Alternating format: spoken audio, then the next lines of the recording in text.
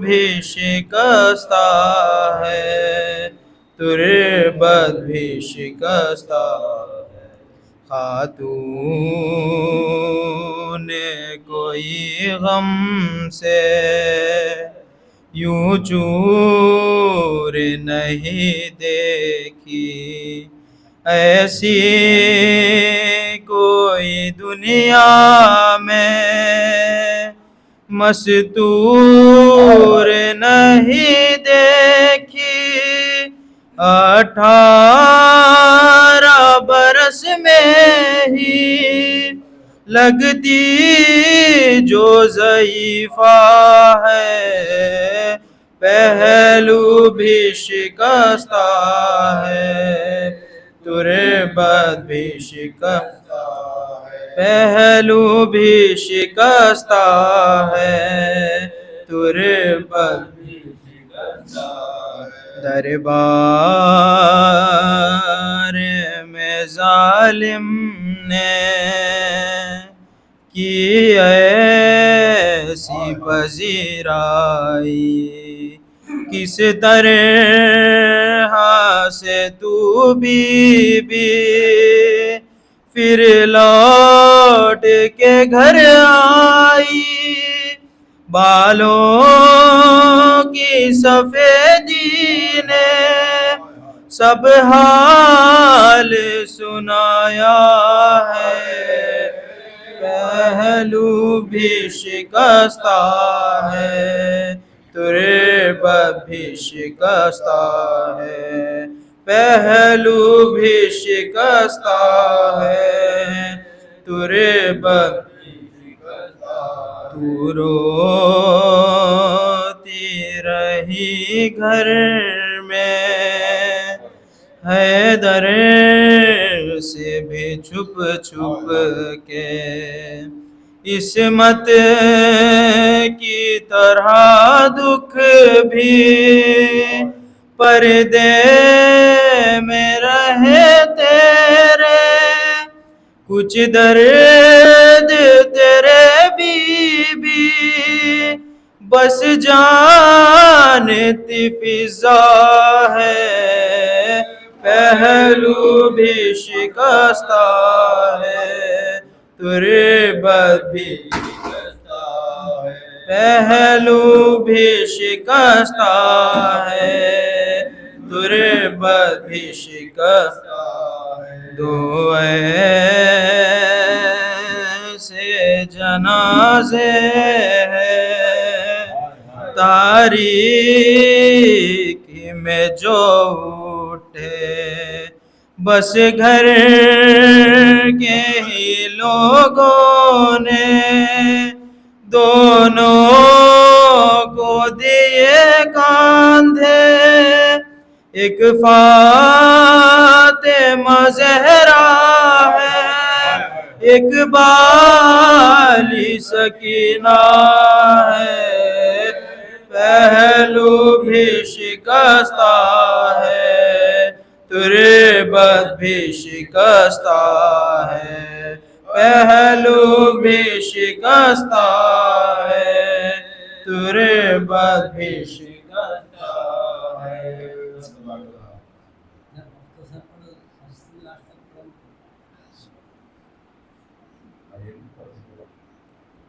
صلوات پر عالم۔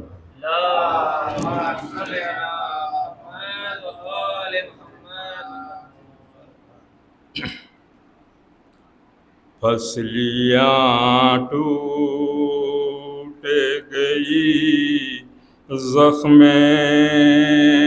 چھپایا نہ گیا، پسلیاں ٹوٹ گئی، زخم چھپایا نہ گیا، درد اتنا تھا کہ حیدر کو بھلایا نہ گیا، پسلیاں ٹوٹ گئی، زخم چھپایا، رو کے حسنین کو دی فاطمہ زہرا نے صدا، جلتا دروازہ جو زہرا سے اٹھایا نہ گیا، جلتا دروازہ جو زہرا سے اٹھا، ایک ظالم تو یہی کہتا رہا عمر تمام،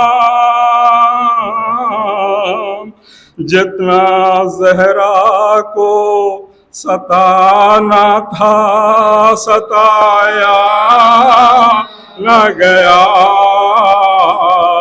جتنا زہرا کو ستانا تھا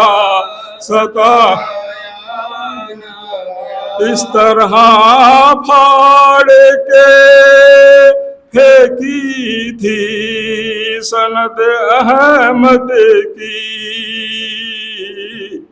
ایک بھی ٹکڑا وہ زہرا سے اٹھایا نہ گیا، ایک بھی ٹکڑا وہ زہرا سے اٹھایا، جیسے جلتا ہوا دروازہ گرا زہرا پر، اس طرح سے کسی بی بی کو گرایا نہ گیا، اس طرح سے کسی بی بی پر گرایا نہ، پوچھا حیدر نے جو رخسار پہ کیسا ہے نشان، ہچکیاں لگ گئی زہرا سے بتایا نہ گیا، ہچکیاں لگ گئی زہرا سے بتایا نہ گیا، ہاتھ پھسلی سے ہٹاتے ہوئے کیوں روئے علی، اور پھر ہاتھ کیوں زہرا کا ہٹایا نہ گیا، اور پھر ہاتھ کیوں زہرا کا ہٹایا نہ، ارے باد زہرا یہی کہتے تھے علی رو رو کر، زخم پھسلی کا مجھے کیوں نہ دکھایا نہ گیا، زخم پھسلی کا مجھے کیوں نہ دکھایا نہ گیا،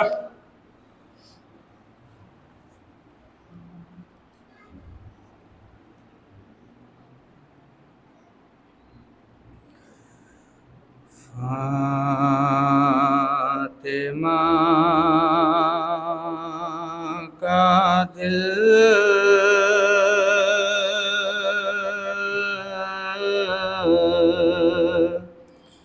ستم گر لے گئے، فاطمہ کا دل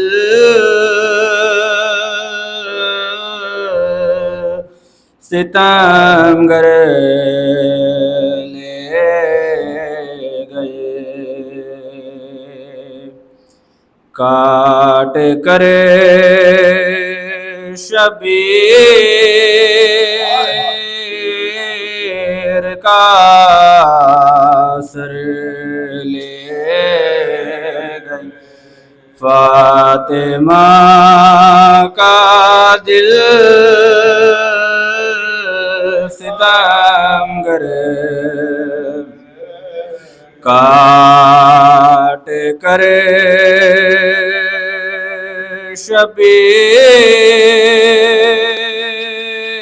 شبیر کا سر لے بے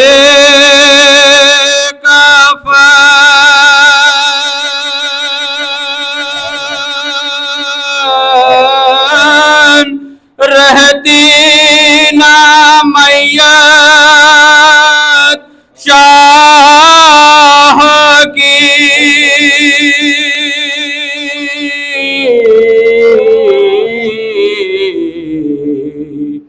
اشقیا زینب کی چادر لے اشقیا زینب کی چادر سہم کرے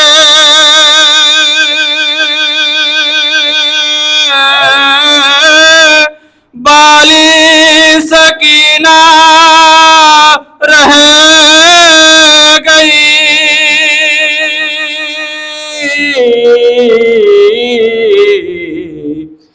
اشقیا کانوں سے گوہر لے گئے اشقیا کانوں سے گوہر لے گئے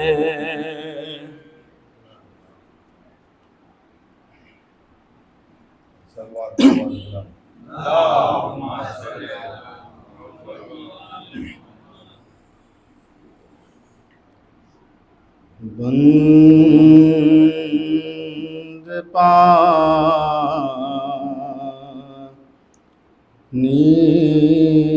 کر دیا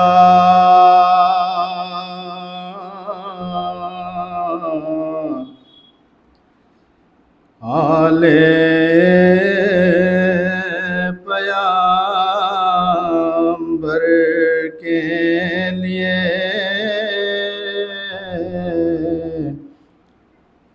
مر گئے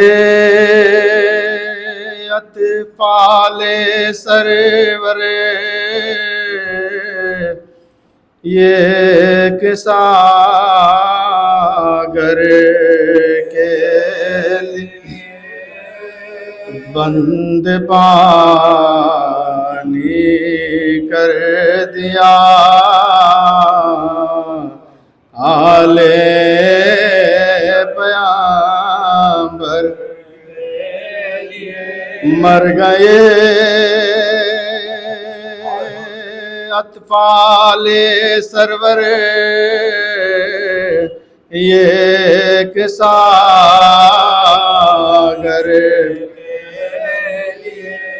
ساتھ میرا چھوڑ دو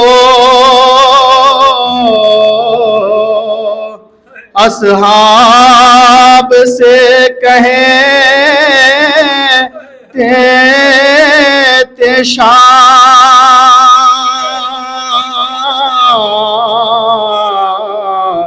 سارے جھگڑے ہو رہے ہے ایک میرے سر کے سارے جھگڑے ہو رہے ہیں ایک میرے سر کے شاہ کہتے تھے کوئی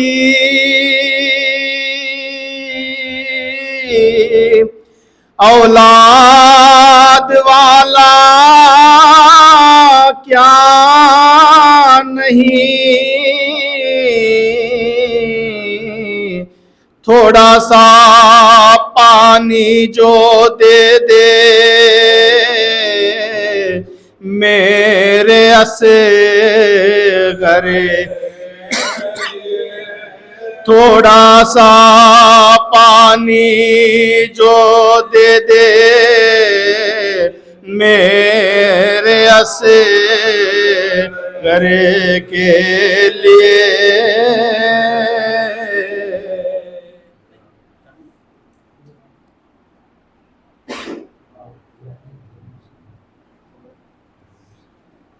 صلوات بر محمد وآل محمد۔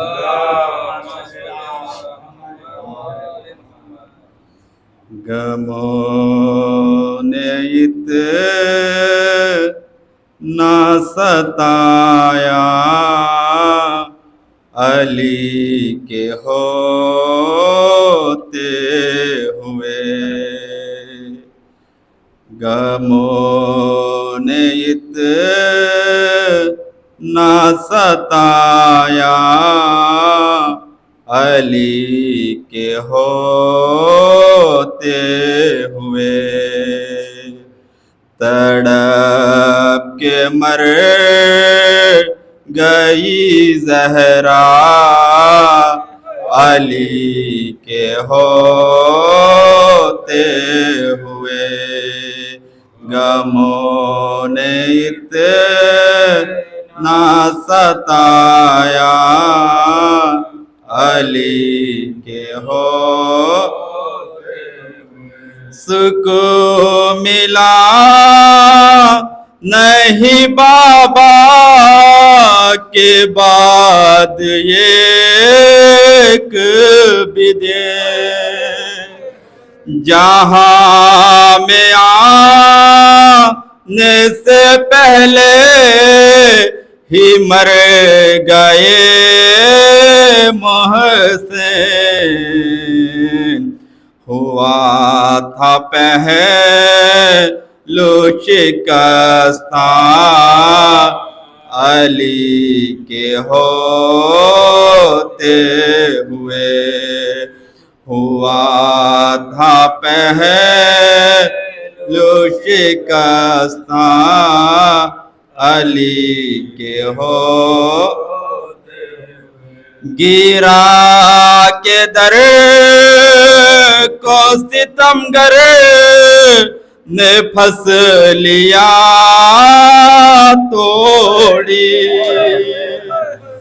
جو ہاتھ رکھ لیا پہلو پہ انگلیاں توڑی،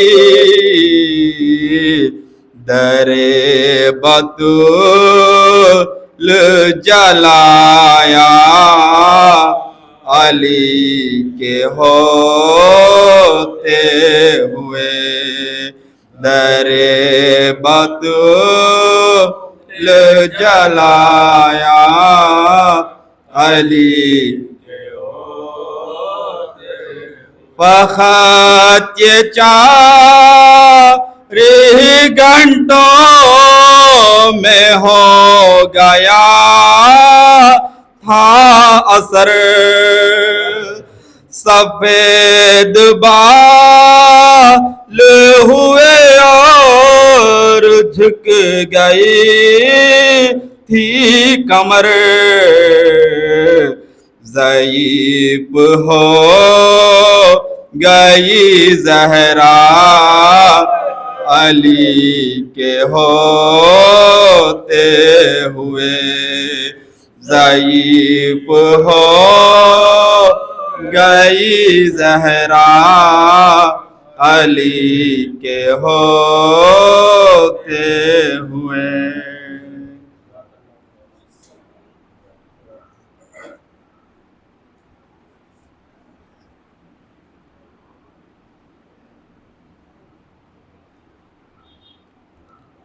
صلوات بر محمد۔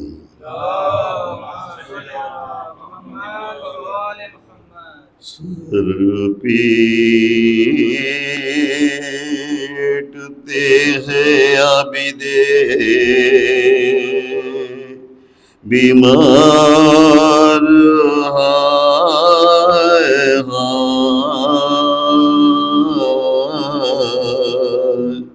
دم توڑتی ہے زینب ناچار ہائے ہائے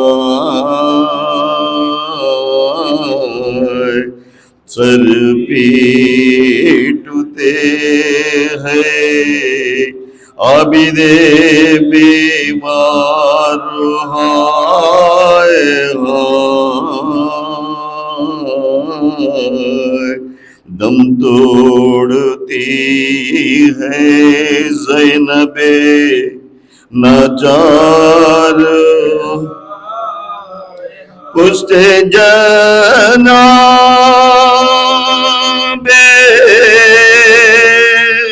ثانیے زہرا فگار ہے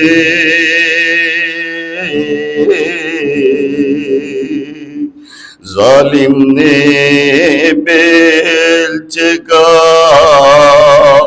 کیا وار ہائے ہائے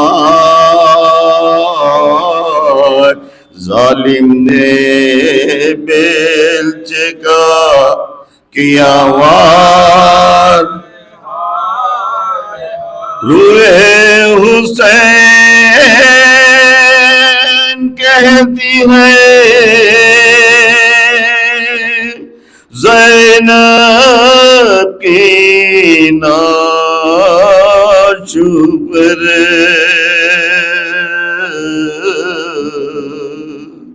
کیا ہو گیا خاہر غمخوار ہائے ہائے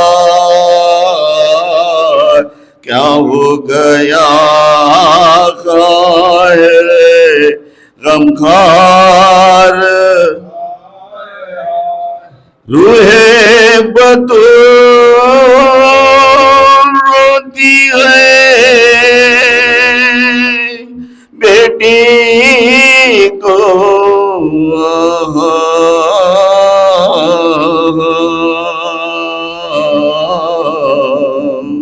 سر پیٹتے ہیں حیدر کرار ہائے ہائے سر پیٹتے ہیں حیدر کرار خود بھی شہید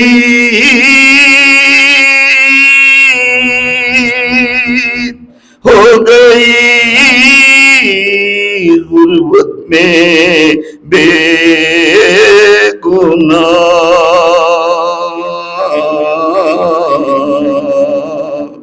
بھائی کی طرح بھائی کی غمخوار آئے ہائے بھائی کی طرح بھائی کی غمخوار ہچکی لگی ہے موت کی ہمشیر شاہ کو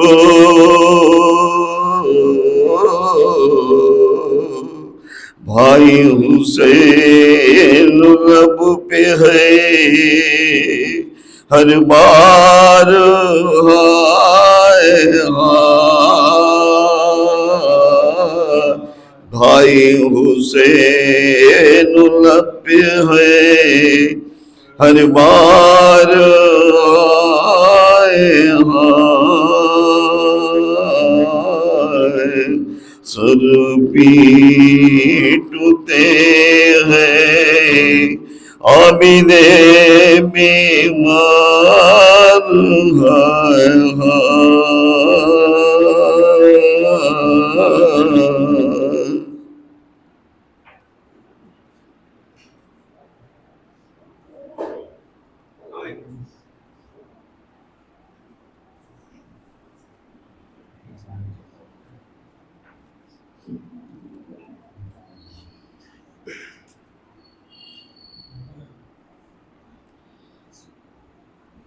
آج رخصت ہو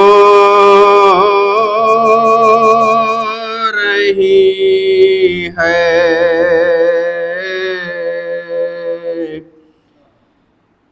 تم سے زہرا یا علی، پردہ شب میں میری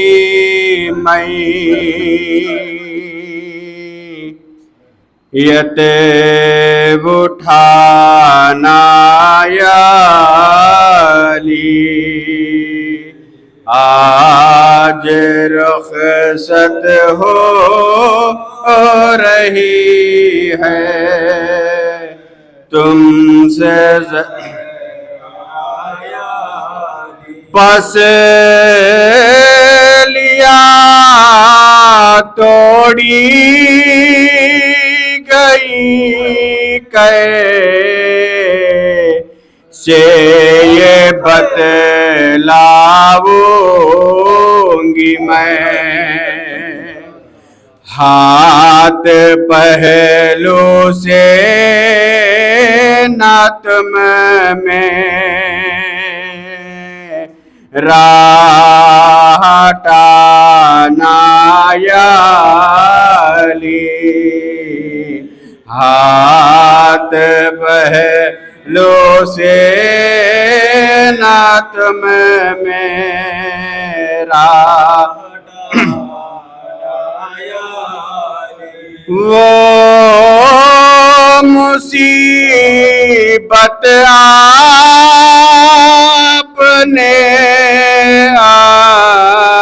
اچھا ہوا دیکھی نہیں، اب میں سیدھے ہاتھ سے تسبیح پڑھ سکتی نہیں، ایسا کن فزنے ہے مارا تازیانہ یا علی، ایسا کن فزنے ہے مارا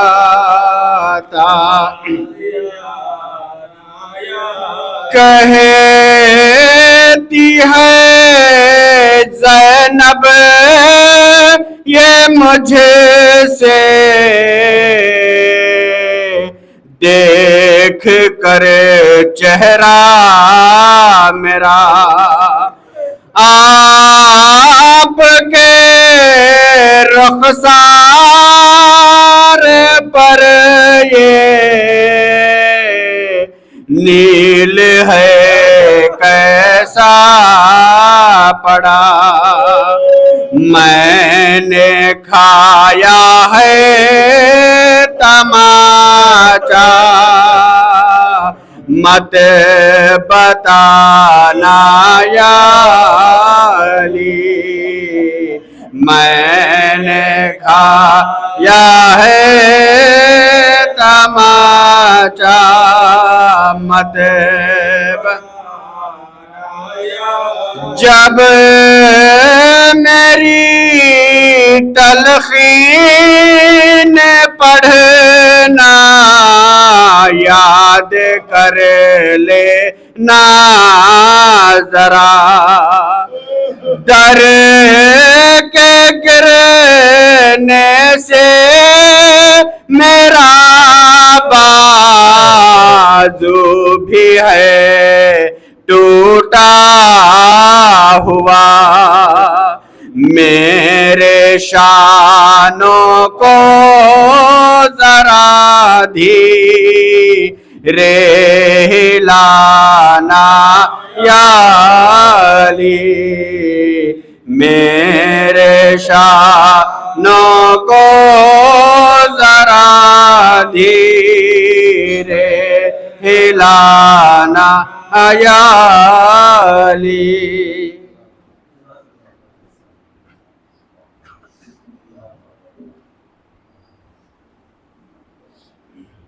सलवात बाबा बिलाल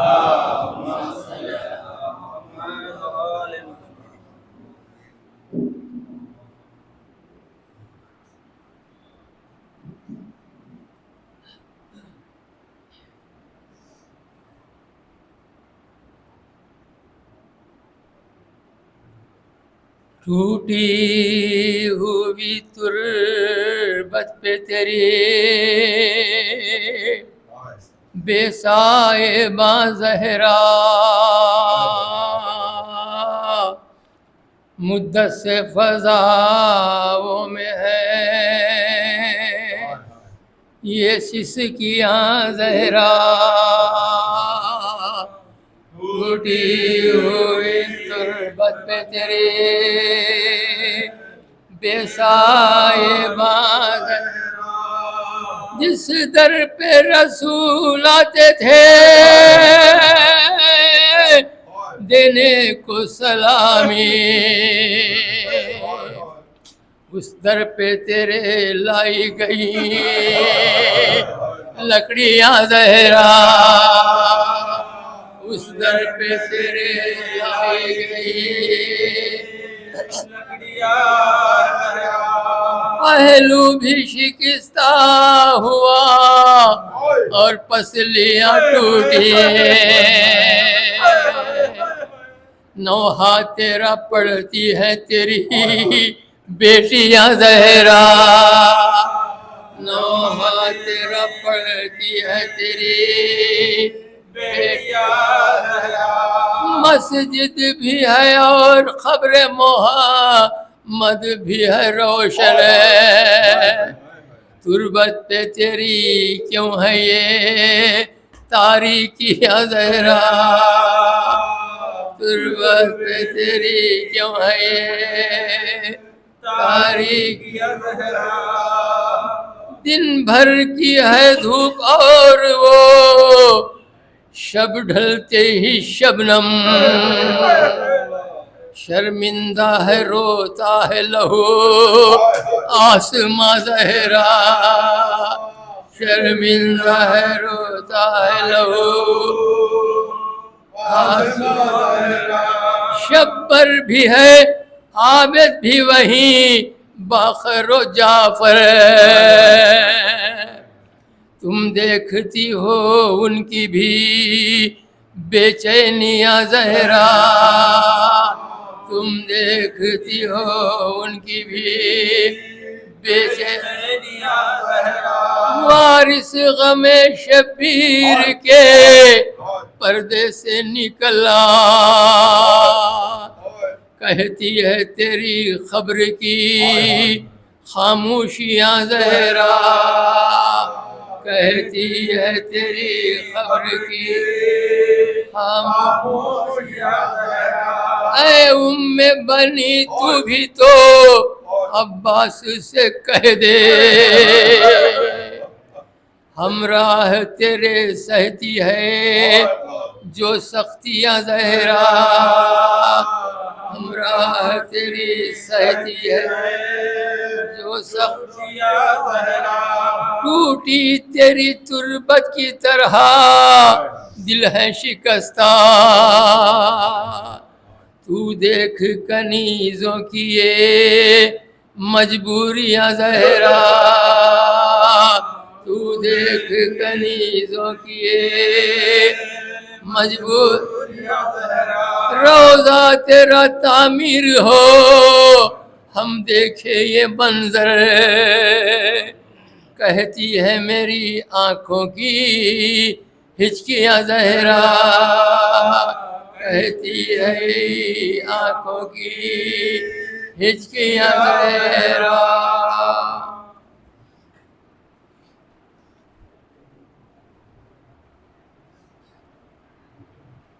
सलवात बाबा बिलाल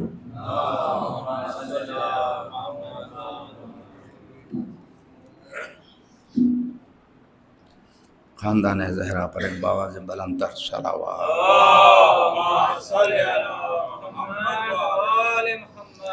عزت ملی ہے مجھ کو، عزت ملی ہے مجھ کو اوقات سے بڑھ کر، عزت ملی ہے مجھ کو اوقات سے بڑھ کر. ہاں میں نے سر جھکایا ہے عباس کے در پر،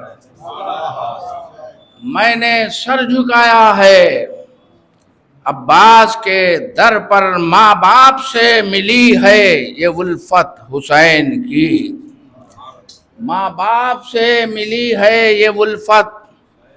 اپنی حیات گزرے گی اخبا میں چین کی، فرش عزا بچھایا ہے زینب نے خاک پہ، فرش عزا بچھایا ہے زینب نے خاک کو، تاکہ غریب بھی کر سکے ماتم حسین کی، تاکہ غریب بھی کر سکے ماتم.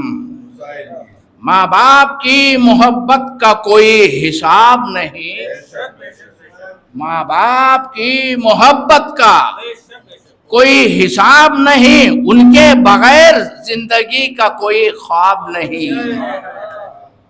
ارے ان کی دعا میں چھپا ہے سکون سارا، ان کے دعاؤں میں چھپا ہے سکون سارا، ورنہ اس دنیا میں کہیں آرام نہیں.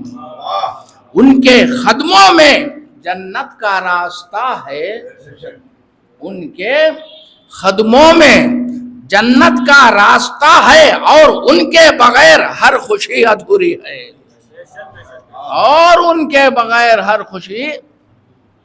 سخی حسین کے عباس کا ہے یہ روضہ، سخی حسین کے عباس کا ہے یہ روضہ. درخت مانگنے آتے ہیں اس جگہ سایہ، سخی حسین کے عباس کا ہے یہ روضہ. درخت مانگنے آتے ہیں اس جگہ سایہ، بڑے بڑوں کا مقدر سنورتے دیکھا ہے، بڑے بڑوں کا مقدر سنورتے دیکھا ہے. سمندروں کو یہاں مشک بھرتے دے، سمندروں کو یہاں یا علی یا عباس یا عباس یا عباس یا عباس یا عباس یا عباس یا عباس یا علی اللہ. حیدر کی دعا جسے خاص کہتے ہیں، حیدر کی دعا جسے خاص کہتے ہیں، قلب حسین کا جسے احساس کہتے ہیں. حیات اور موت دونوں کانپتی ہے نام سے جس کے، حیات اور موت دونوں کانپتی ہے نام سے جس کے، اللہ کی قسم اسے عباس کہتے ہیں. ہائے ہائے ہائے ہائے، عباس کہتے ہیں عزائے شاہ کے جاہو حشم سے ڈرتے ہیں، عزائے شاہ کے جاہو حشم سے ڈرتے ہیں. یزیدی جتنے ہیں سب، یزیدی جتنے ہیں سب اہل غم سے ڈرتے ہیں، یزیدی جتنے ہیں سب اہل غم سے ڈرتے ہیں. جلال غازی کا جن کے بڑوں نے دیکھا ہے، جلال غازی کا جن کے بڑوں نے دیکھا ہے، وہ آج بھی عباس کے علم سے ڈرتے، وہ آج بھی عباس کے علم سے. ارے عباس کے علم کو اٹھاتے رہیں گے ہم، عباس کے علم کو اٹھاتے رہیں گے ہم. سویا ہوا نصیب جگاتے، سویا ہوا نصیب मातम का फैज परचम अब्बास की अता, बेशक बेशक मातम का फैज परचम अब्बास की अता दुनिया में है जहां वहां छाए हुए हैं हम। वाह वाह वाह दुनिया में है जहां वहां छाए हुए हैं हम, सजदों का दाग मातम सरवर के साथ साथ, सजदों का दाग मातम सरवर के साथ साथ करबला को काबे से मिलाए हुए हैं, करबला को काबे से मिलाए हुए हैं हम। बस आखिरी खता है, तस्कीन का एहसास है अब्बास का परचम, वाह, तस्कीन का एहसास है अब्बास का परचम, शियों का बड़ा आस है, शियों का बड़ा रास है। अरे अपने लिए अब्बास है, अब्बास का परचम। अरे क्या डर है कि जब पास है अब्बास का परचम, क्या डर है कि पास है। अरे सच ये है कि जिस बाम पे ये हाथ गड़ा है, सच ये है कि जिस बाम पे, सच ये है कि जिस बाम पे ये हाथ गड़ा है, लगता है उसी छत पे अब्बास खड़ा है, लगता है उसी छत पे ही। कल यजीद खुश था ना ये हाथ काट कर, अब ये खौफ मुकद्दर के उनकी साथ है। क्या हाथ हो गए हैं उमैया के नस्ल से, क्या हाथ हो गए हैं उमैया के नस्ल से, अब तो गली गली में भी अब्बास के हाथ है। अब्बास के लाशे पे जो आए शहीदी, अब्बास के लाशे पे जो आए शहीदी, थी लाश कहीं हाथ कहीं मश्क कहीं, रो रो के कहा शाह ने आंख तो खोलो भाई, लाशे ने निदा दी के सकीना तो नहीं।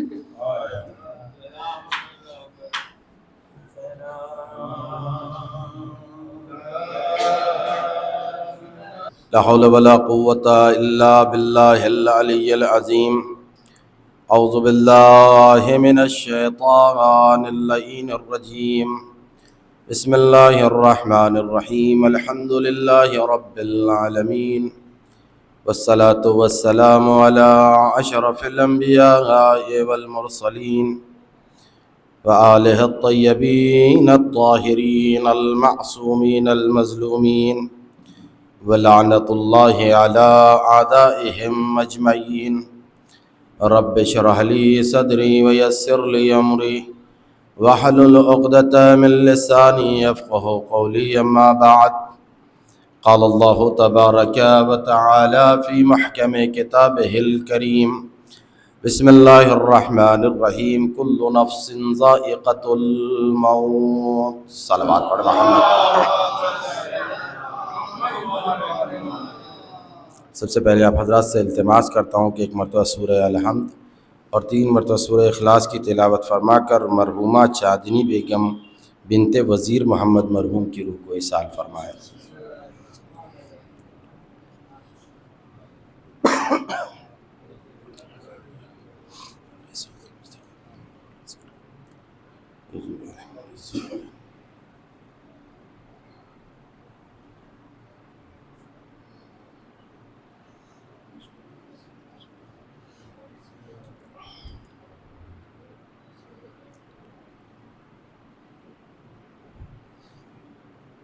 मरतबा आवाज़ बुलंद सलवात पढ़े मोहम्मद व आले मोहम्मद व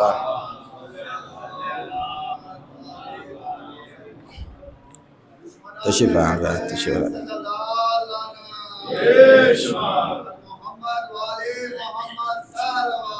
अल्लाहुम्मा सल्लि अला محمد وآل بار دیگر باواز بلند صلوات پڑھیں محمد.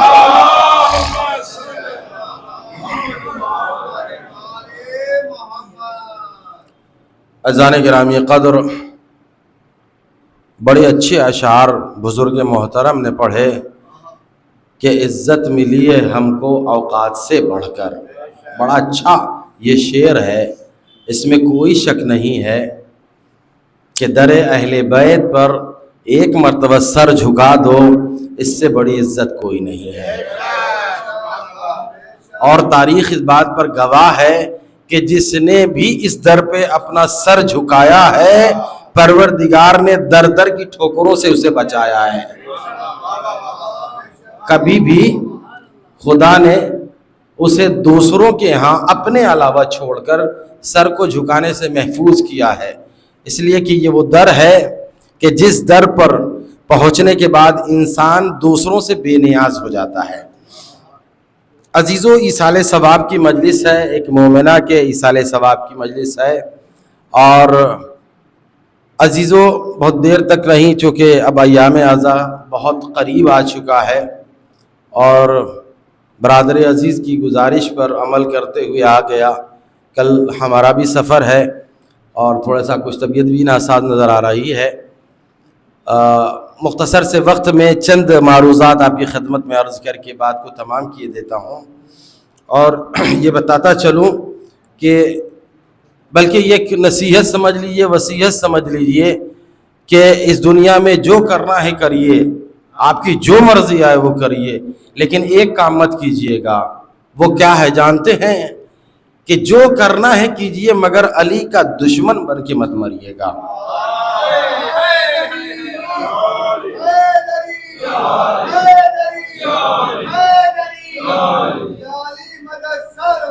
اللہم صلی علی محمد. اس لیے کہ علی کی دشمنی آپ کی دنیا بھی خراب کر دے گی، آخرت بھی خراب کر دے گی. لہٰذا جو کچھ بھی کرنا ہے کرو مگر علی کا دشمن بن کے نہ مرنا.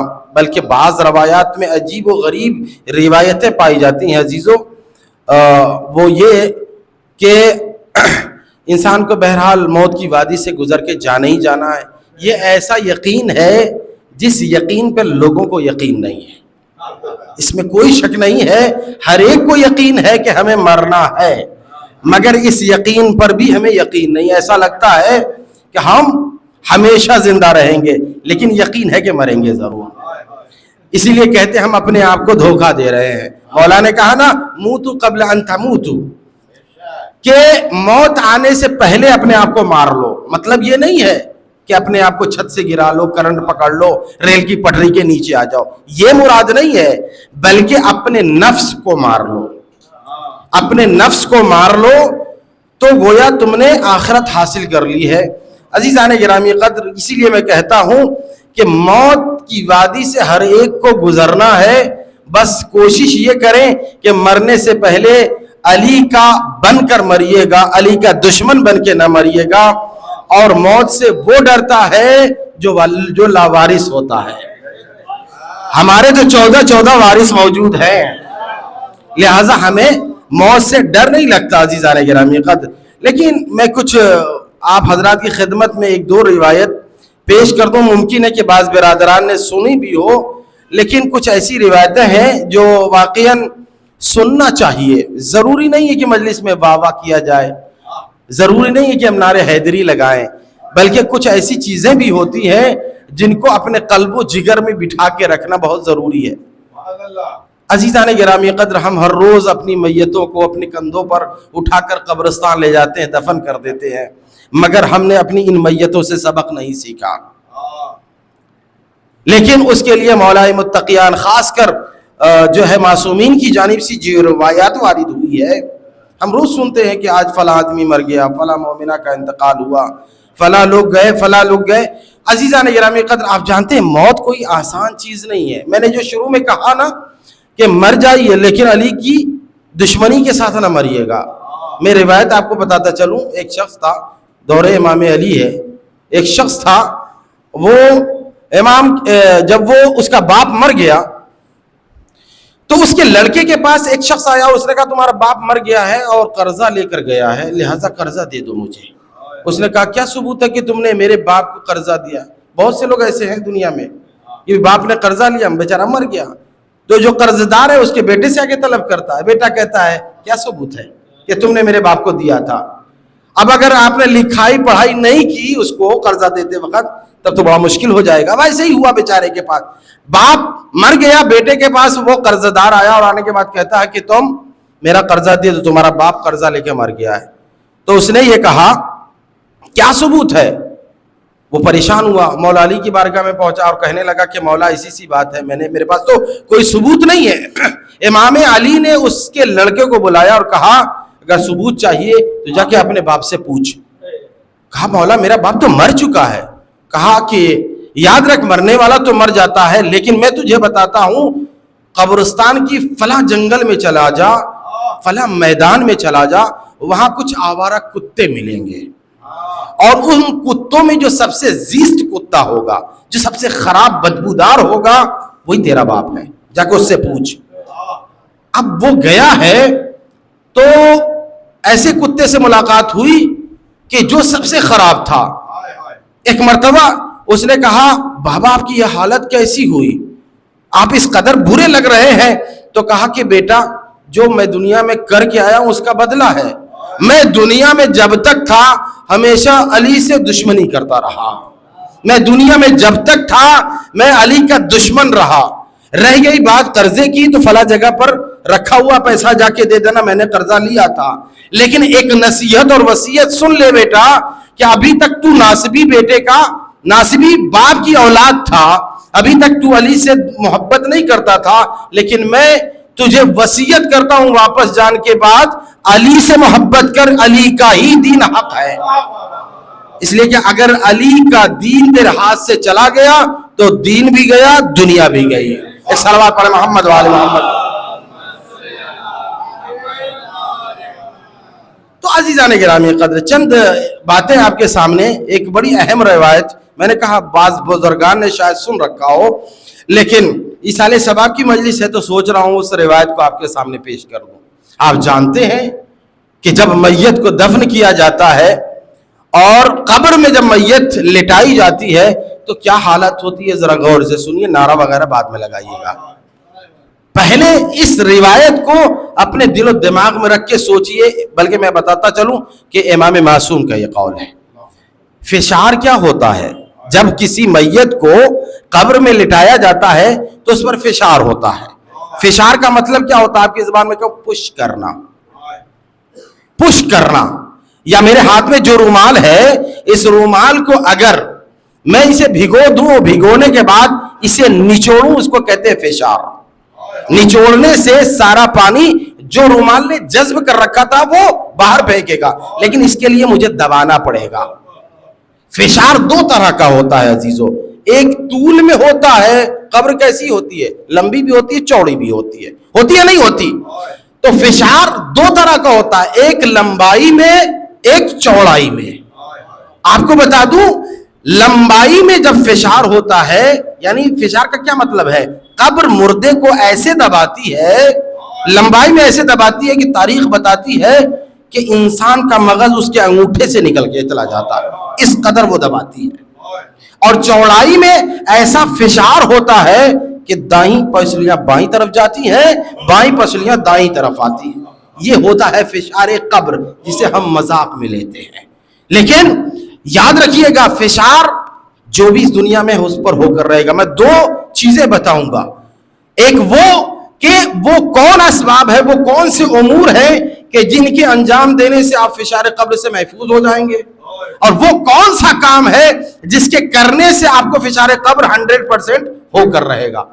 یہ دونوں چیزیں میں آپ کے سامنے پیش کروں، اس کو آپ اپنے ذہن و دماغ میں بٹھا کے رکھیے، یہ زندگی میں کام آنے والا ہے۔ سب سے پہلی چیز ہے وہ کون سے اسباب ہے جس کی بنیاد پر انسان کو فشار ہوتا ہے، قبر دباتی ہے، قبر نچوڑتی ہے، وہ کون سے اسباب ہیں؟ سب سے پہلا سبب یہ ہے کہ وہ افراد جو پیشاب کرنے کے بعد طہارت نہیں کرتے، ان پر فشار قبر ہو کر رہے گا۔ لہذا اگر آپ مسلمان ہیں، مومن ہیں، تو جب بھی پیشاب کریں تو پیشاب کرنے کے بعد طہارت کرنا ضروری ہوتا ہے. جو لوگ اپنی زندگی کو ایسے ہی پیشاب کر کے نجاست میں گزار دیتے ہیں, ایسا شخص فشار قبر سے محفوظ نہیں رہ سکتا, اسے فشار قبر ہو کر ہی رہے گا. اور ایسا کرنے سے 2 فائدے بھی ہیں عزیزو. اگر آپ پیشاب کے بعد طہارت کرتے ہیں تو اولاً آپ طاہر رہیں گے اور اس طہارت کی بنیاد پر نماز بھی پڑھ سکتے ہیں. تو یہ ایک سبب ہے فشار قبر کا. ایک سبب یہ ہے کہ جو شخص پیشاب کے بعد طہارت نہیں کرتا اس پر فشار قبر ہو کر رہے گا. اور دوسری چیز کیا ہے کہ جو فشار کا سبب بنتا ہے, دوسری چیز یہ ہے کہ اگر کوئی انسان اپنی بیوی کو, جو اس کی بیوی ہوتی ہے, اس کی بیوی کے نام کو بگاڑ کر استعمال کرتا ہے.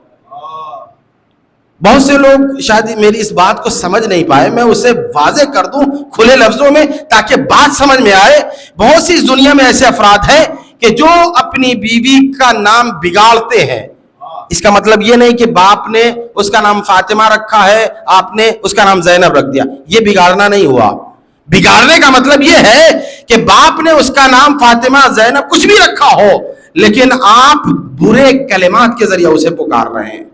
اے ذلیل عورت, یا اے فلانا, اے ڈھکانا, اس طریقے کے جملے میں ممبر سے استعمال نہیں کر سکتا. لیکن وہ افراد جو اپنی بیویوں کو, بیچاری اپنے شوہر کے گھر میں رہتی ہے, اپنے شوہر کے تمام باتوں کو برداشت کرنا اس کی مجبوری ہے, لیکن شوہر ہے جو غرور اور گھمنڈ کی بنیاد پر اس کو ایسے الفاظ سے پکارتا ہے کہ جس کی وجہ سے اسے برا لگتا ہے مگر کچھ جواب نہیں دیتی. لہذا وہ افراد جو اپنی بیویوں کا نام بگاڑ کر پکارتے ہیں انہیں فشار قبر ہو کر رہے گا. یہ دوسری صورت ہوئی. تیسری صورت کیا ہے, وہ اولاد بھی سن لیں جو اپنے ماں باپ کے حقوق کو ادا نہیں کرتے اور علیحدہ ہو جاتے ہیں. جو لوگ اپنے ماں باپ, شادی ہو گئی, بیوی کو لے کر اماں ابا کو چھوڑ دیا, نہ کوئی خرچہ, نہ کوئی ان کی زحمتیں, نہ ان کے حقوق کو کوئی ادا ہی نہیں کر رہا, بلکہ اپنے ماں والدین کے حقوق کو پامال کر رہا, اسے کے حقوق کو ادا نہیں کر رہا, علیحدہ ہو گیا, تو ایسی صورت میں اس کے اوپر فشار قبر ہو کر رہے گا. یہ تیسری صورت ہوئی. چوتھی صورت یہ بھی سن لیجئے, نمام. نمام کسے کہتے ہیں؟ نمام کہتے ہیں ادھر کی بات ادھر کرنے والا, ادھر کی بات ادھر کرنے والا, جس کو اردو میں کہتے ہیں چغل خور. جو لوگ چغل خوری کرتے ہیں اور سمجھتے ہیں کہ میں بہت بڑا ہوشیار ہوں, تو ایسا افراد فشار قبر سے محفوظ نہیں رہ سکتا ہے. تو یہ 4 صورتیں ہوئی. 5ویں اور آخری صورت اس کے بعد میں بیان کروں گا کہ فشار قبر سے بچے کیسے. لیکن یہ میں نے بتایا کہ یہ جو صورتیں ہیں, ایسے افراد یقینی طور پر ان پر فشار قبر ہو کر رہے گا. 5ویں صورت غیبت کرنے والا, برائیاں کرنے والا جو شخص ہوتا ہے وہ بھی فشار قبر سے محفوظ نہیں ہو سکتا. تو عزیزان گرامی قدر, یہ 5 چیزوں پر غور کیجئے. سب سے پہلی کیا چیز ہے؟ پیشاب کے بعد طہارت کریں. دوسری چیز ہے اپنے اہلیہ, اپنی زوجہ کا نام جو ماں باپ نے رکھا ہے اس کو اسی نام سے پکاریں. تیسری چیز یہ ہے کہ والدین کے حقوق کو ادا کیے بغیر ان سے جدا نہ ہو. چوتھی صورت یہ ہے کہ آپ نمامیت نہ کریں, چغلخوری نہ کریں. 5ویں صورت یہ ہے کہ غیبت سے بچیں. اگر ان 5 چیزوں پر آپ نے کنٹرول کیا تو خدا رحیم و کریم ہے, فشار قبر سے بچ جائیں گے. یہ 5 صورتیں ہیں جو فشار قبر ہو کر رہے گا. اب عزیزان گرامی قدر, آئیے میں آپ کو بتاتا ہوں وہ کون سے اسباب ہیں جن سے فشار قبر نہیں ہوگا. وہ کون سا ایسا کام ہے جس کے کام کرنے سے ہم فشار قبر سے محفوظ رہیں گے. ایک صلوات پڑھیں محمد والے محمد. اس بات کو بھی اپنے ذہن میں نوٹ کر لیجئے کہ وہ کون سا سبب, وہ بھی بہت آسان چیز ہے لیکن کرنا ضروری ہے. وہ افراد جو چاہتے ہیں کہ وہ فشار قبر سے محفوظ رہے تو انہیں چاہیے کہ ہر روز سوتے وقت, سونے سے پہلے سورہ التکاثر کی تلاوت کریں. سورہ التکاثر کی تلاوت کرنے کے بعد آپ ہر روز ڈیلی اپنی عادت بنا لیتے ہیں تو خدا نے وعدہ کیا ہے کہ سورہ تکاثر یعنی الہاکم التکاثر حتی زرتم المقابر, یہ چھوٹا سا سورہ ہے جس طرح انا اعطینا قل هو اللہ وغیرہ, اتنا ہی چھوٹا ہے. اس چھوٹے سے سورہ کی تلاوت کرنے کے بعد اگر کوئی شخص رات میں سوتا ہے تو خدا کا وعدہ ہے کہ اس پر فشار قبر نہیں ہونے والا. یہ پہلی صورت ہے فشار قبر سے بچنے کے لیے کہ سورہ تکاثر کی تلاوت کیجیے.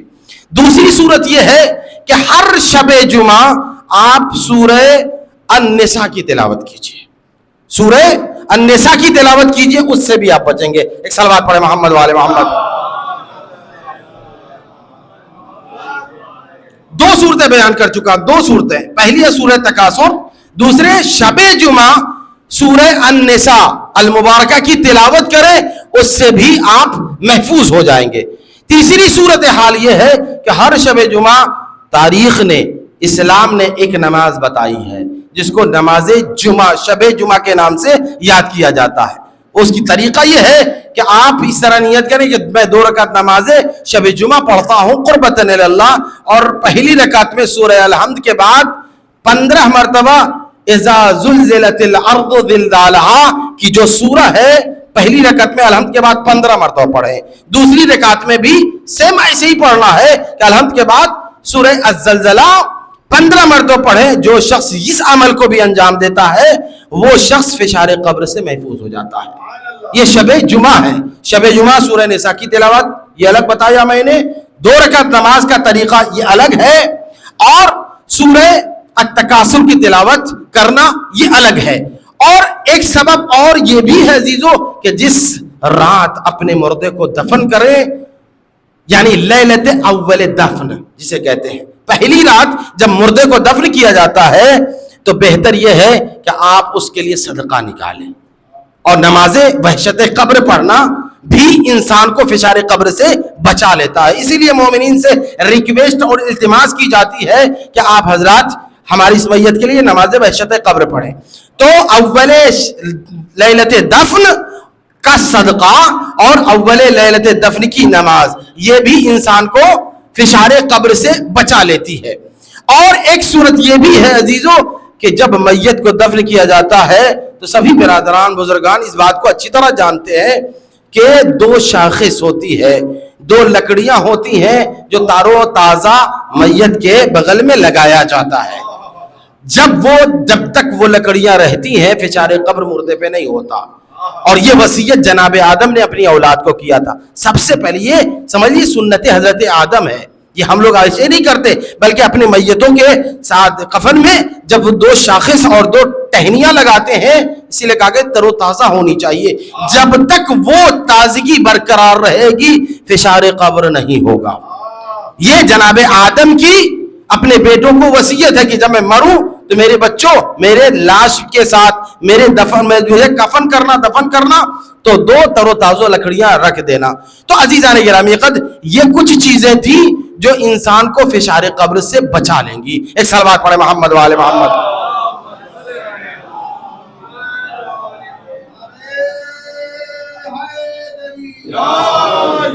بہرحال عزیزان گرامی قدر یہ ایک اہم روایت تھی جو میں بارہا پڑھتا رہتا ہوں, لیکن آپ کے سامنے چاہا کہ اسے دہرا دو. ممکن ہے کہ بعض برادران کے دماغ میں یہ بات آ جائے اور کچھ لوگوں کو اپنی قبر یاد آئے, کچھ لوگوں کو اپنے یقین پر یقین ہو جائے کہ ہاں مجھے مرنا ہے اور مجھے فشار قبر سے کیسے بچنا ہے, لہٰذا میں ان امور کو ابھی سے انجام دینا شروع کروں. لیکن عزیزان گرامی قدر چاہے آپ جو کچھ بھی کر لو, میں نے شروع میں کہا جو کرنا ہے کر لو, مگر علی سے محبت نہیں ہے, اگر علی کی ولایت تمہارے دل میں نہیں ہے تو قسم خدا کی سب کیا ہوا بیکار ہے. اس لیے کہ میں دعوے کے ساتھ کہہ رہا ہوں چاہے نماز جتنا پڑھنا ہے پڑھ لو, وہ نماز کام نہیں آئے گی, بلکہ وہی نماز آپ کے کام آئے گی جو علی کی ولایت میں ادا کی گئی ہوگی. چاہے آپ روزہ جتنا رکھنا ہے رکھ لو, مگر وہ روزہ کام نہیں آئے گا جب تک کہ وہ روزہ علی کی محبت میں نہ رکھا گیا ہو. چاہے آپ جتنا عمرہ کر لو جتنا حج کر لو مگر وہ کام نہیں آئے گا, اس لیے کہ کام اگر آنے والی چیز ہے تو علی کی محبت. اگر علی کی محبت میں نماز ادا کی گئی ہے تو وہ نماز تمہیں بچائے گی. علی کی محبت میں روزہ کیا ہے تو وہ روزہ تمہیں بچائے گا. علی کی محبت میں حج و عمرہ انجام دیا ہے تو وہ حج و عمرہ تمہیں بچائے گا. اگر آپ نے سب کچھ کیا مگر علی کی محبت نہیں ہے تو اللہ تمہارے اعمال کو تمہارے منہ پہ مارے گا. ایک صلوات پڑھیں محمد والے محمد.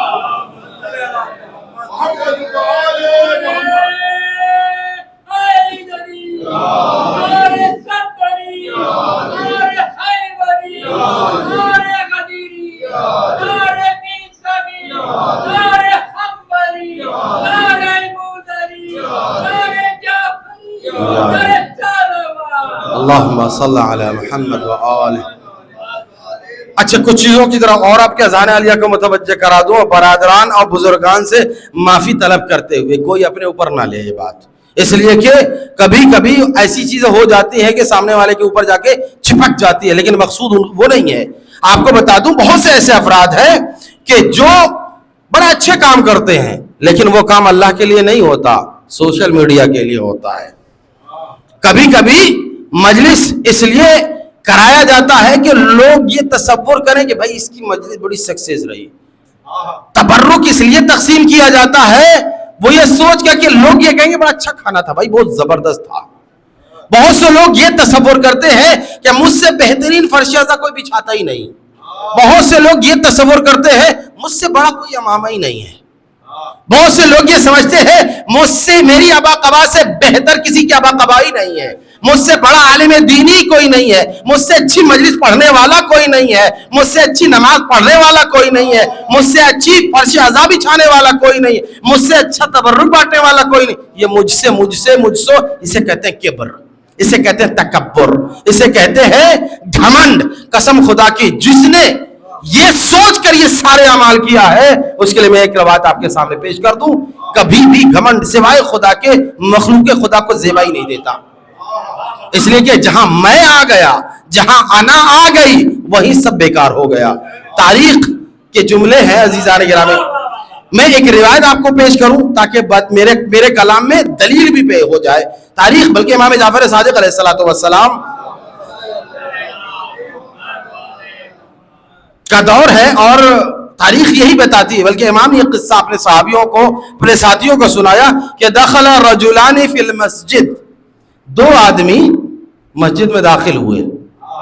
कान अहदहुमा आबिदुन वल आखिरु फासिक, उन दोनों में से एक आदमी आबिद था, इबादत गुजार था, वल आखिरु फासिक, दूसरा का क्या था, वो फासिक था।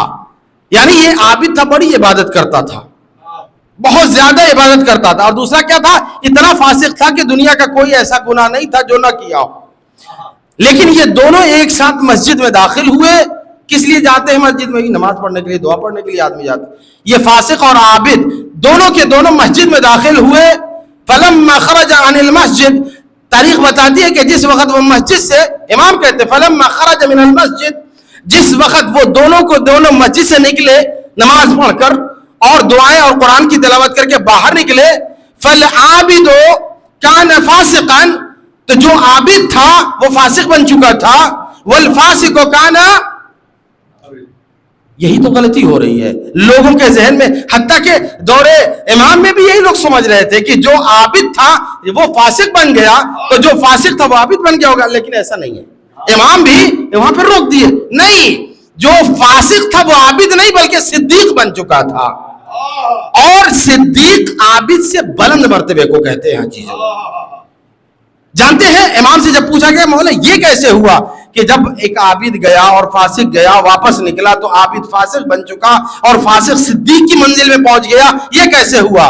तो इमाम ने मुस्कुराकर जुमला कहा कि ये जो आबिद था ना, जब मस्जिद में दाखिल हुआ, मुसल्ला बिछाया और मुसल्ला बिछाकर इबादत करने लगा, तो उसे अपनी इबादत पर घमंड हो रहा था, अपनी इबादत पर फख्र कर रहा था कि मुझसे बड़ा आबिद कौन है, मुझसे ज्यादा खुशू व खुजू के साथ रुकू व सजदा करने वाला कौन है, मैंने तो कोई गुनाह ही नहीं किया, मुझसे बड़ा इबादत गुजार कौन है। यही फिक्र तो शैतान की भी थी, वो यही तो सोच रहा था कि मुझसे बड़ा आबिद कौन है।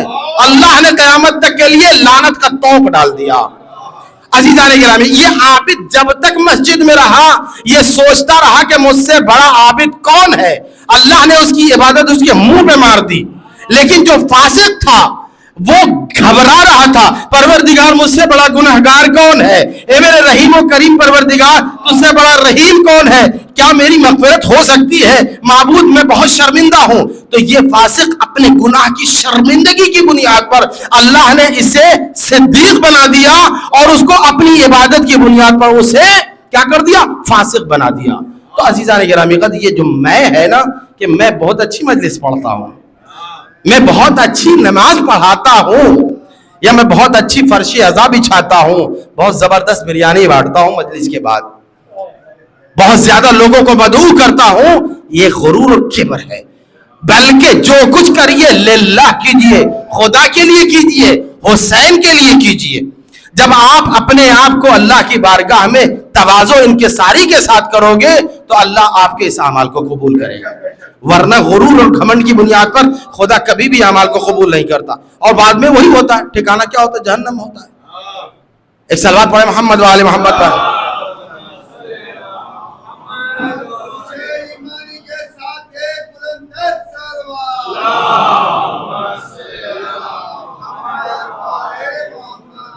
بالکل بے آئین ہی ایسے ہی ایک روایت اور سنا دوں چونکہ وقت بھی ختم ہو رہا ہے.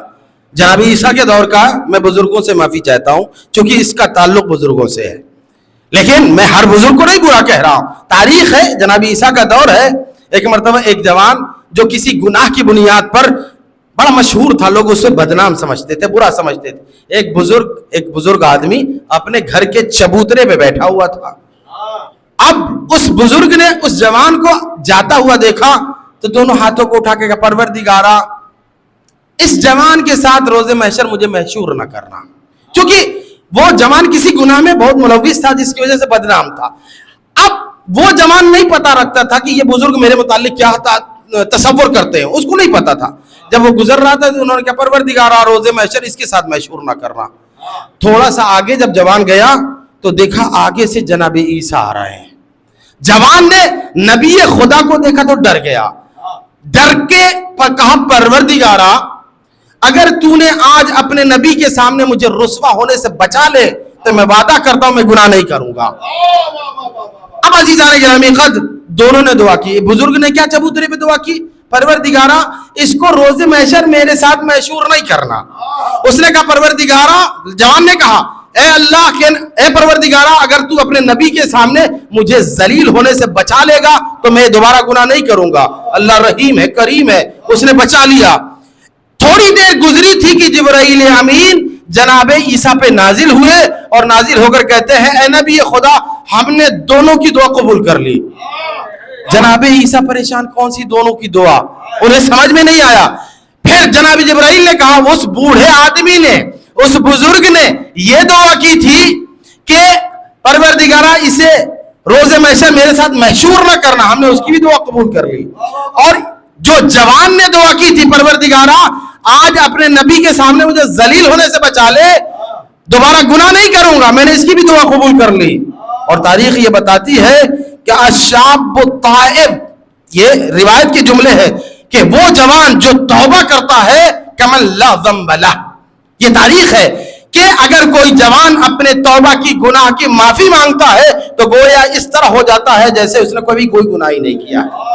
بلکہ امام معصوم یہ جملہ کہتے ہیں، یا رب ان کان الندم، اے میرے معبود اگر ندامت گناہوں پر یہی توبہ ہے، فإنی بعزتک من النادمین، اے میرے رب میں تیرے عزت کی قسم کھا کے کہتا ہوں کہ میں نادمین میں سے ہوں. یعنی اگر کوئی شخص اپنے گناہ کرنے کے بعد ندامت آتی ہے تو پروردگار اس کے گناہ کو معاف کرتا ہے. اب عزیزان گرامی قدر جب جبرائیل نے یہ حکم سنایا کہ اے میرے نبی اللہ نے ان دونوں کی دعا سن لی ہے، کہا کیا بات ہے؟ کہا بزرگ نے کہا تھا اس کے ساتھ محشور نہ کر رہا، جوان نے کہا تھا پروردگارا آج بچا لے، دوبارہ گناہ نہیں کروں گا. اللہ نے دونوں کی دعا قبول ہوئی. اب جب دعا قبول ہوئی تو نتیجہ کیا نکلا عزیزو؟ نتیجہ یہی نکلا کہ جب کسی انسان کا گناہ معاف ہو جاتا ہے تو اس کا ٹھکانہ کیا ہوتا ہے؟ جنت. جنت میں جائے گا نا. جب گناہ سے محفوظ ہو گیا، اس کے گناہ دھل گئے تو جنت میں جائے گا. اور جنت میں جانے کے بعد بزرگ نے کیا کہا تھا؟ پروردگارا روز محشر جہاں یہ رہے گا وہاں مجھے محشور نہ کرنا. اب کیا ہوا عزیزو؟ ان بزرگ صاحب نے اپنے اس عبادت اور گھمنڈ کی بنیاد پر اپنے ہی پیروں میں کلہاڑی مار لی. اللہ نے پہلے جنت دے رکھی تھی لیکن انہوں نے کہا کہ پروردگار جہاں یہ رہے گا وہاں میں نہیں رہ سکتا.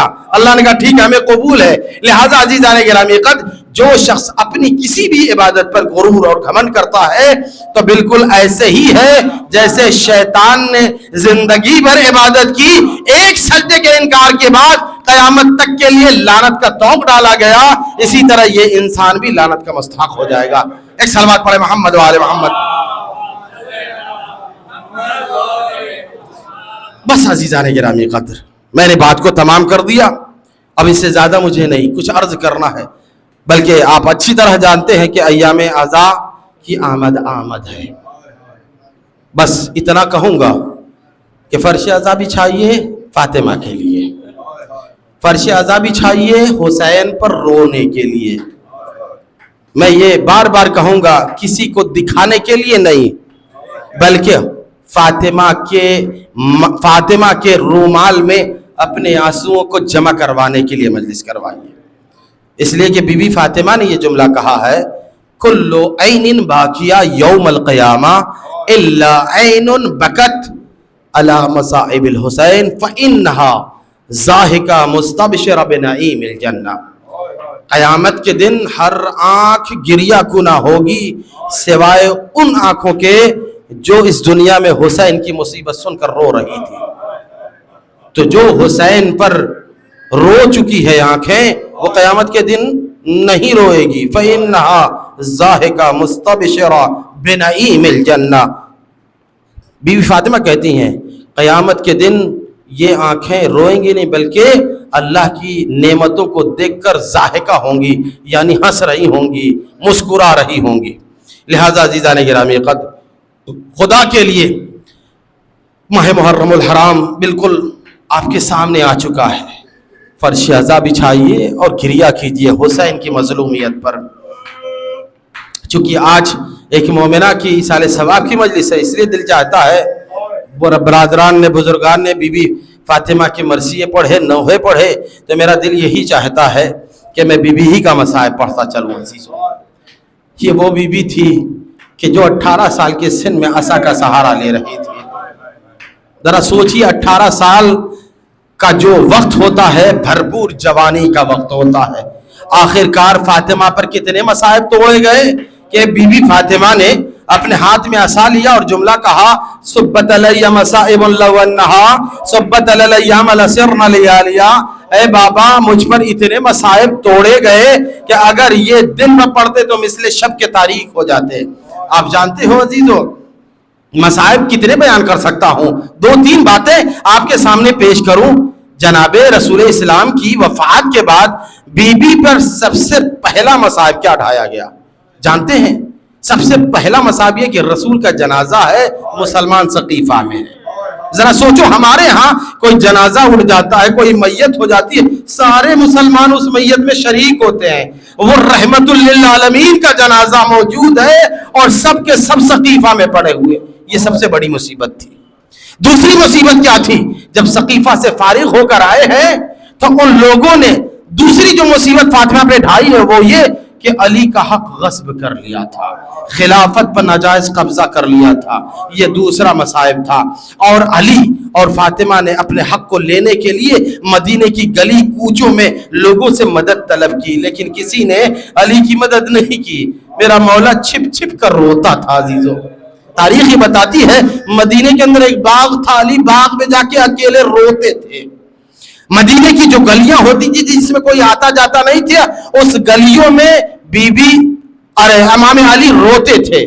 حتیٰ کہ ایک مرتبہ جب بی بی فاطمہ نے پوچھا، اے علی، اے ابا الحسن، ہم نے سنا ہے کہ لوگ آپ کو سلام نہیں کرتے، تو اس وقت علی نے رو کر ایک جملہ کہا، بی بی سلام تو بہت دور، علی سلام کرتا ہے کوئی جواب نہیں دیتا۔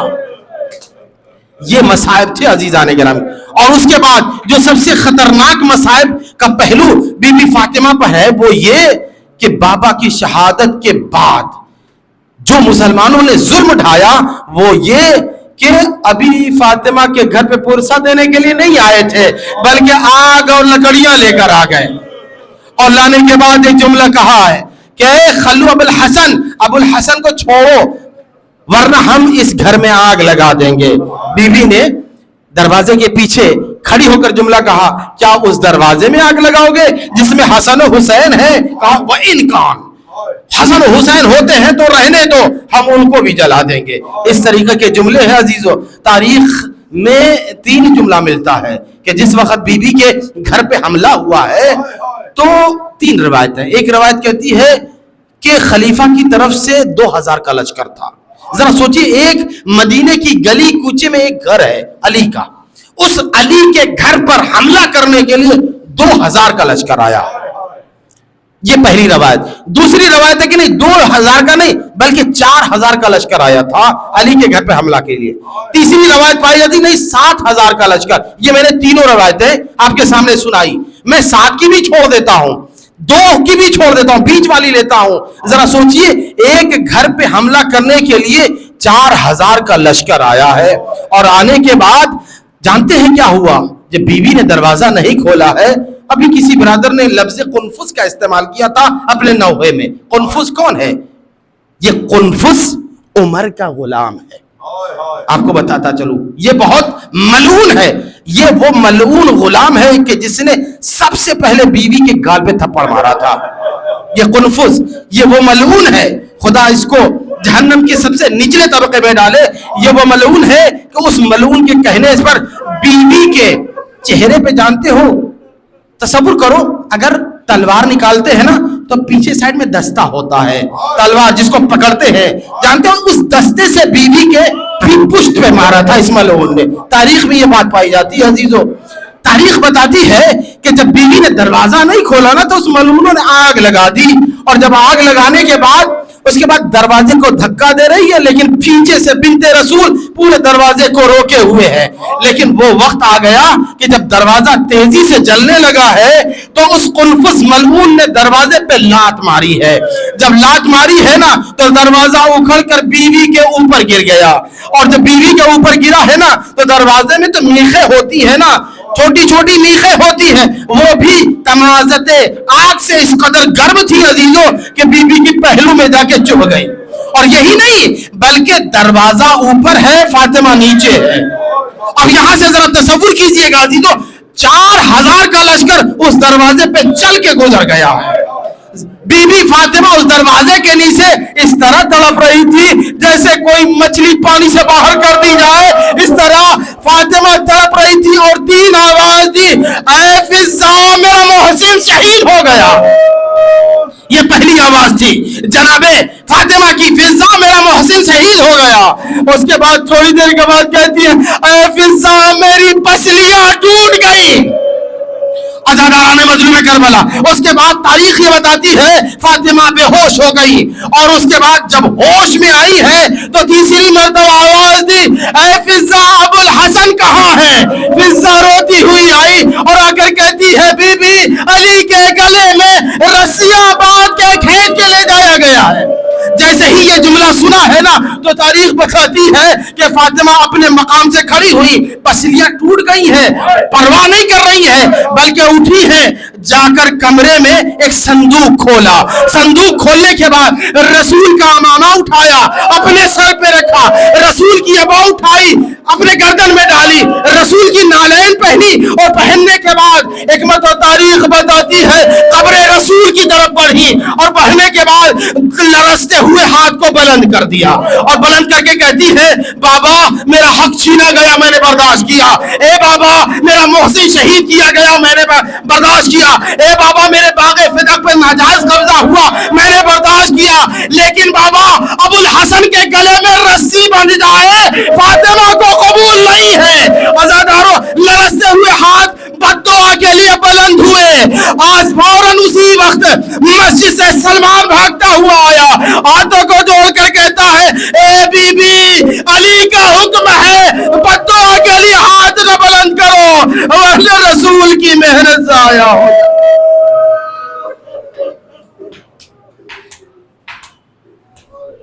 انا للہ و انا الیہ راجعون.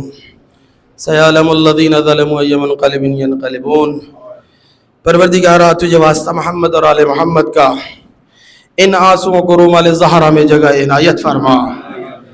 پروردگارہ ان سال ہمیں عزاداری سید الشہداء بہترین طریقے سے منانے کی توفیق عنایت فرما. پروردگارہ واسطہ محمد اور آل محمد کا فاطمہ اور حسین کو ہمارے امور سے راضی و خوشنود بنا. اے پروردگارہ واسطہ محمد اور آل محمد کا اس مجلس کا ثواب مرحومہ کی قبر تک پہنچا دے. پروردگارہ مرحومہ کو اعلیٰ علیین میں جگہ عنایت فرما. اے میرے معبود تیری بارگاہ میں بہترین دعا ہے, معبود تجھے واسطہ آل محمد علیہ الصلوۃ والسلام کا ایران اور مومنین ایران اور مومنات ایران کو فتح و نصرت عنایت فرما، ظالمین جابرین بالخصوص اسرائیل اور امریکہ کو نیست و نابود فرما، مسلمانوں کو فتح و نصرت عنایت فرما، مسلمانوں کے تمام بگڑے امور کی اصلاح فرما۔ معبود بحق چہاردہ معصومین علیہ السلام امام زمانہ کے ظہور میں تعجیل فرما، عند الظہور توفیق دے ہم ان کے غلاموں میں شمار ہو سکیں۔ ربنا تقبل منا انک انت السمیع العلیم۔